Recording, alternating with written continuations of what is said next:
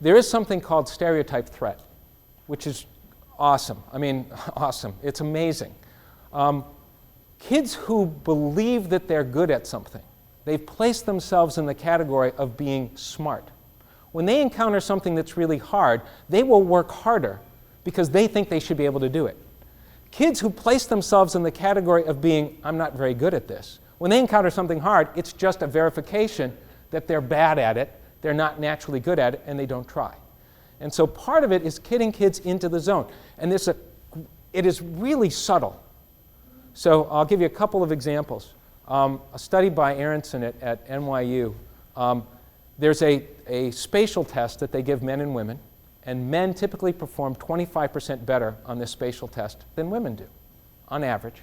And that's one of the things that, like Larry Summers pointed to, and people have pointed to say, to explain the reason why there are fewer women engineers than men engineers, because they're not as good spatially.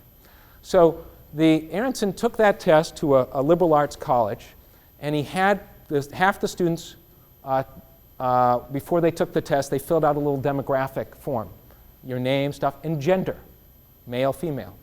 And on that test, the women performed about 25% worse than the men on average.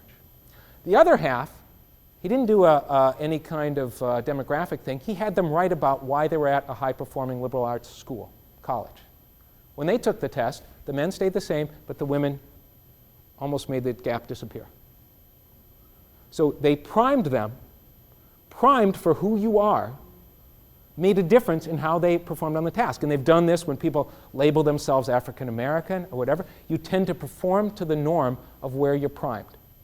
And individuals we can prime. When you look at the kids who beat the odds, what is it about kids in schools and communities where everyone else around them is failing but they succeed? And part of it is when you talk to them, when they succeed, it's because they believe they tried hard and their effort mattered. Kids who fail, the other kids, when they succeed, it's because they think they were lucky. So part of it is what goes on in here, and it's really subtle.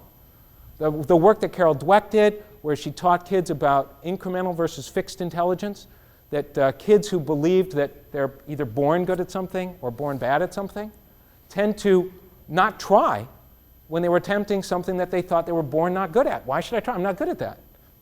And then she taught them about how your brain is like a muscle, and you exercise it, it gets stronger, and these neural connections, and it showed pictures of the brain and strengthen, and these networks get built.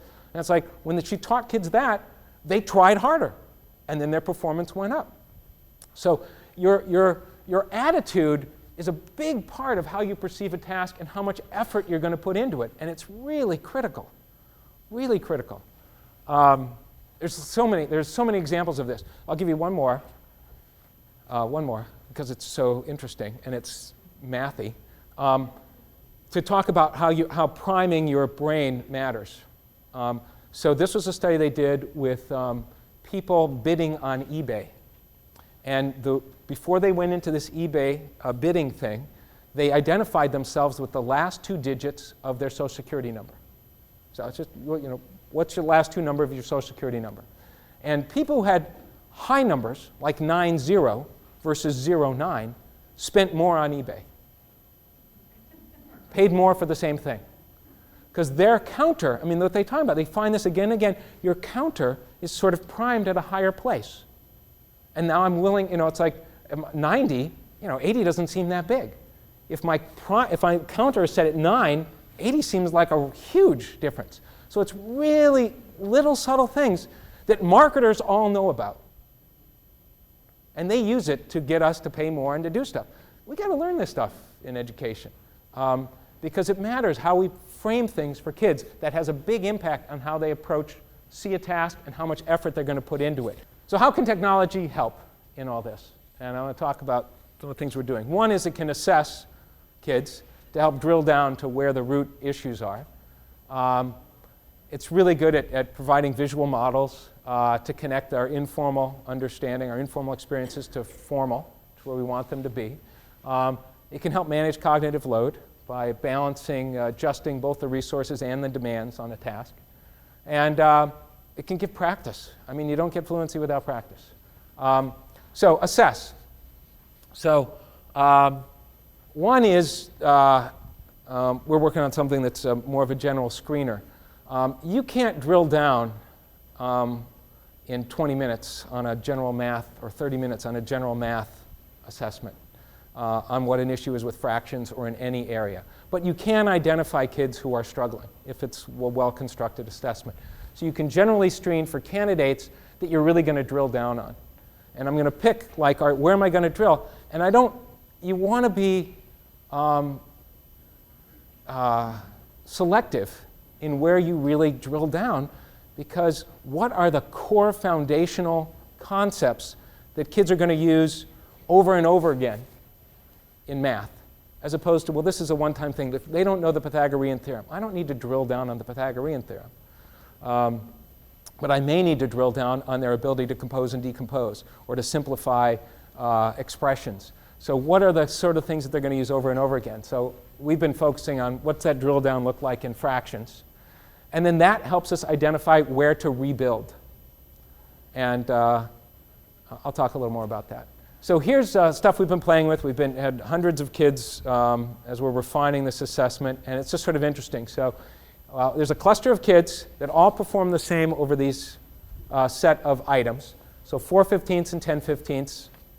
This cluster of kids all answered 14/15. Same cluster of kids, 3/8 plus 1/12, they all answered 4/20. Same kids, same response. Same kids, here's a decimal question. 72 and 1300ths minus 11 and 6/10. Notice I'm not using the point thing here. We're training ourselves on this. Those kids, same cluster of kids, they all got it right. 61 and 7/10. No problem. When they encountered this one, 2 and 5/10 plus 3 and 8/10, what did they answer?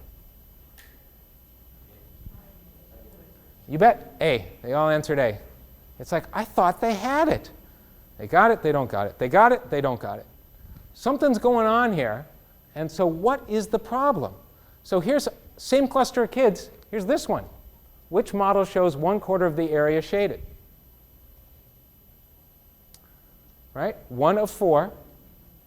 Now I'm not crazy about this item. We're changing this item because it's not necessarily specific enough. There's a lot of assumed, we see these items all the time, and there's a lot of assumed implicit knowledge in this. Like when I'm talking about 1/4, am I talking about equal-sized pieces is assumed in this as opposed to 1 of 4 pieces altogether. Because often we're dividing things up that are not equally sized. But nonetheless, there's something more fundamental here than just all I have to do is teach them, we saw with the earlier kid, all I have to do is teach them how to do uncommon denominators or about place value, which is actually the same idea, place value and uncommon denominators. It's the same equal-sized pieces issue. I can only add and subtract things of equally sized pieces if I want to count them. How many? How many of what? This is the program we're working on. What we do is use this placement that we're developing, this drill down, to figure out where do we start with kids? Where is the issue? Do they understand quantity? Do they have a picture of what 3/4 means and 4/10 mean so that they can represent that quantity? It's the same kind of representing quantity in whole numbers that you want kids to have. I know about where 23 is versus 8. The 8-ness of 8, the 23rd-ness of 23, the 23-ness of 23, and it's the same thing here, the half-ness of a half, the 9/10th-ness of a 9/10. Do they have that quantity, or is the issue sort of multiple representations equivalent to that? If they don't have this, they can't do that. You can see kids do some of this, but if they have a problem, it's not here. It's almost never here. The problem is back somewhere else. And so where do we go back to rebuild?